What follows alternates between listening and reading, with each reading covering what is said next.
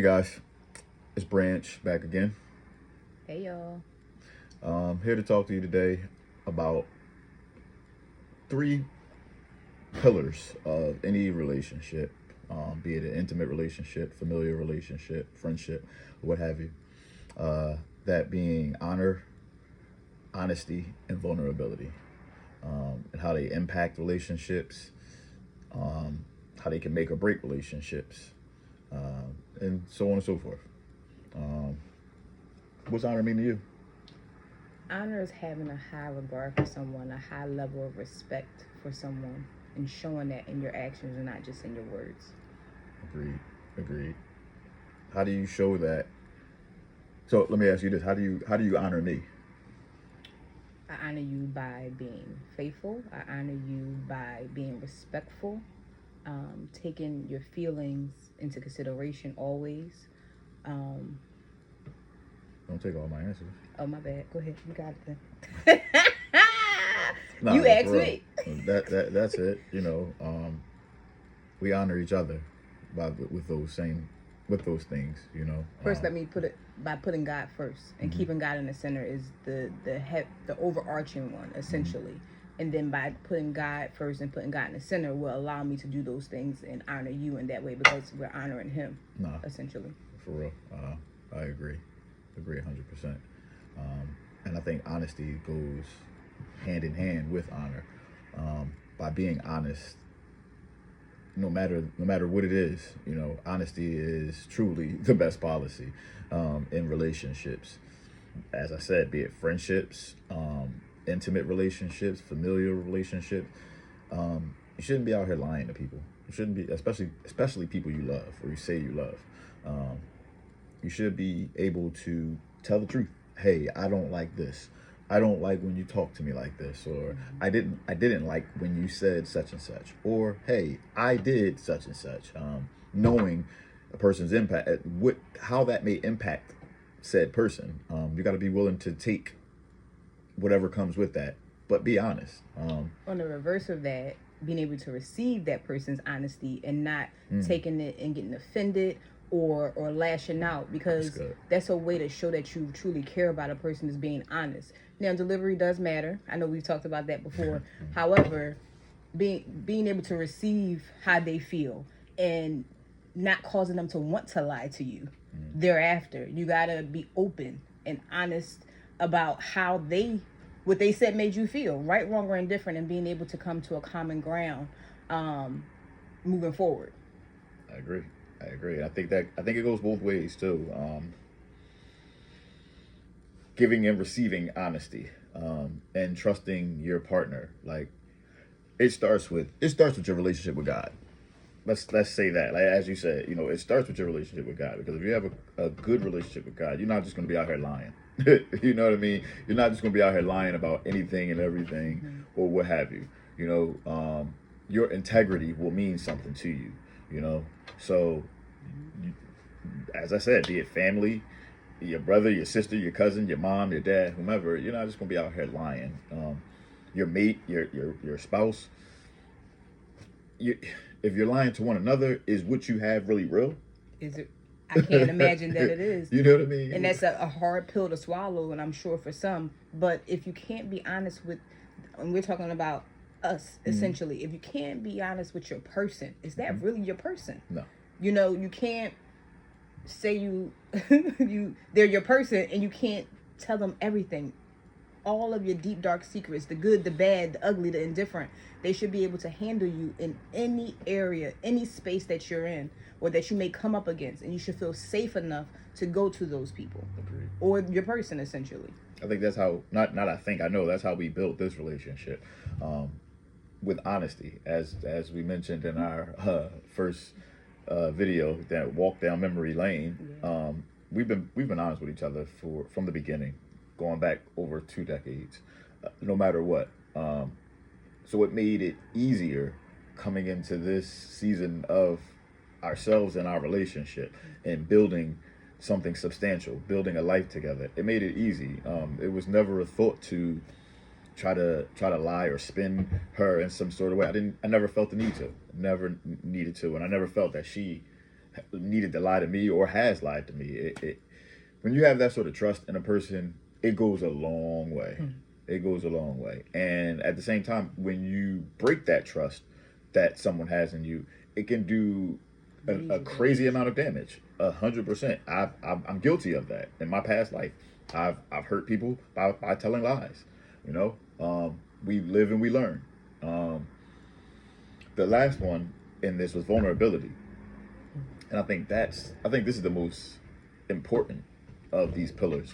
Sorry, being able to be vulnerable in your relationship. You got to be able to trust that person. You got to be able to be honest in order to be vulnerable. That these three things have been circling in my head the last 3 days in an idea of this video, and they go hand in hand, if you will. In order to be vulnerable, you got to be honest, and you have to trust. Without one or the other, you don't have true vulnerability. Can't be. And I think, once again, when we stepped into this season of us, me personally, being able to be vulnerable with you meant everything. It's what helped me heal. It's what helped me grow. It's what helped me learn more about myself. Man, as men, we keep a lot of things in. We go through a lot of things in whether it be our childhood or growing up, and we keep them to ourselves. And then you meet somebody and we connect in our... You connect with someone and you're not comfortable sharing those deep, dark secrets or those hurts, those traumas. And it changes you. It changes you. That person starts to look at you like, or starts to feel a way about you, but they can't pinpoint what it is. It's your lack of vulnerability. I know that this is probably the most vulnerable I've ever been in my life with a woman, honestly. What about you? Yeah, and I still... So a key part of this is everybody has their own level of vulnerability or their own comfort in terms of vulnerability. So what I had to learn was what he meant by me being vulnerable, because he can ask me anything and I'm going to tell him the truth. I'm going to tell him like it is. I'm going to tell you how I feel, right, wrong, or indifferent. His level of vulnerability that he asks from me is for me to just come and tell him where I'm at in the moment, tell him how I'm feeling in the moment without him having to ask. I initially didn't consider that as a lack of vulnerability, but to him it is. So he wanted me to be able to just say, babe, I'm just having a bad day today. I'm struggling with this, or this is what it is. And I had to learn to give that to him because it's important so that he knows that he's not the only one being vulnerable. And I've given him pieces of me that he rightfully deserves. Yeah, that was the thing. That was the thing.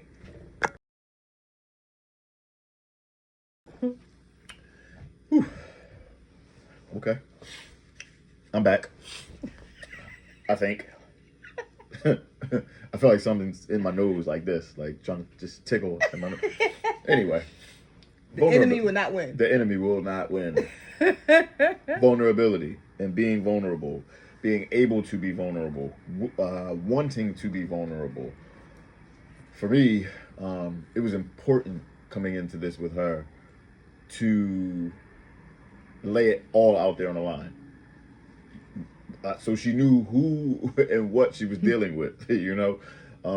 It's one thing to know a person from a certain level and in a certain type of relationship. You can have friends that you know, but once that type of relationship becomes more intense or it develops into something greater, well, now more comes with that. And I think vulnerability is one of the things that should come with that. And it's a part of my growth. Me being able to be vulnerable with my friends, my brothers, not just her, but all the way around the board.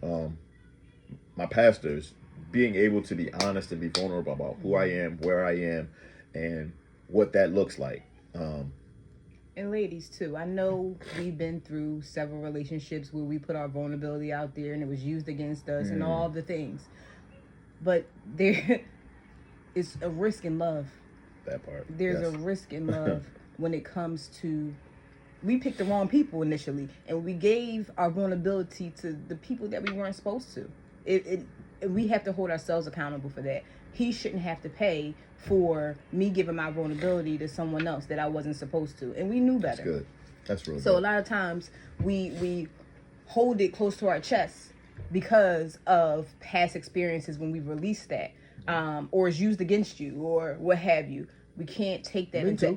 Men too. Oh, for sure. You know, that I was we talking do to it. my ladies. My bad. My bad. You know, so excuse me for being in the conversation.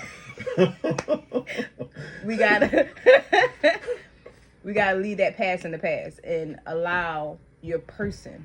If that's your person, if you ask God, is this my person, and God gave you that okay, then you gotta go in there full force, uninhibited. You gotta put it out there and let it be, because even if God gives us all free will, and even if your person mishandles you, you still have to give them the opportunity to fix that and correct that. That's where we come in and being vocal and being honest about, when you did that, that's how it made me feel. Bingo. So that way they can then learn how to properly handle you on a go for it. But you can't just pack up and run. There's been times I felt mishandled, even with us. And I had to say, yeah, this is not how you handle me. This is how you do it. He didn't always like it, but he had to understand that I'm trying to show you how to keep me feeling safe. That's important. For sure. So I think something you said was super important that I don't want people to miss. We choose people for us, and most times we don't ask God if this is the person for us. God, is this the person that you see me being with before marriage? Hey, God, am I supposed to be married to this person? God, should I marry this person? All those things. We just make snap decisions because we think we have control of our lives. We do, to a certain degree. You know, it's super important to run these things by God. In one way or another. And wait for the answer. He will let you know. He will get impatient in the waiting. One way or another. Something will happen. He will send a message, a sign to you for you to know. And that's don't turn those red flags green, ladies, or yellow. That part. A red flag is a red flag is a red flag. That part. So, I hope this message lands for somebody to understand the importance of honoring your partner, honoring your spouse, honoring your parents, honoring your brothers, your sisters, your family, your friends. Honor them, honor their names by being honest with them and being vulnerable with them.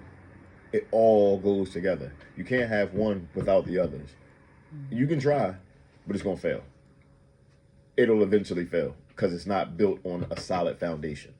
And this is what we're attempting to show, just how to build a solid foundation, a loving foundation, and the things to impart in that foundation, so that it won't be flimsy or short-lived. Yeah, we want longevity. Forever. And granted, we didn't get here overnight. Nope.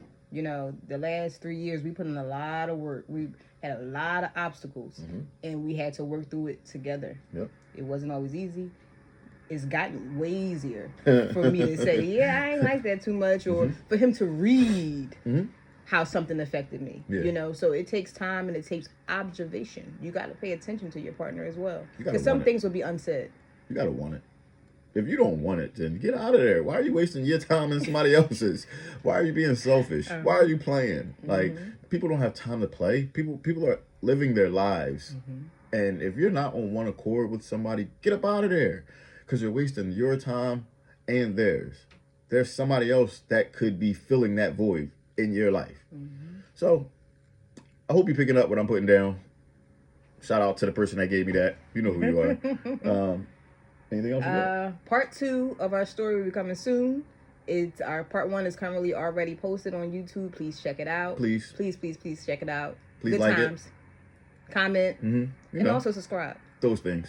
The Life and Times of Brangg. BRANGG. I'm Brangg. I'm Ange. She's just So you always think something a joke. All right, my bad. Talking about me. My bad. Nah, but for real, we love y'all. We appreciate y'all. More to come. For sure. Keep watching. Bye, Love. guys.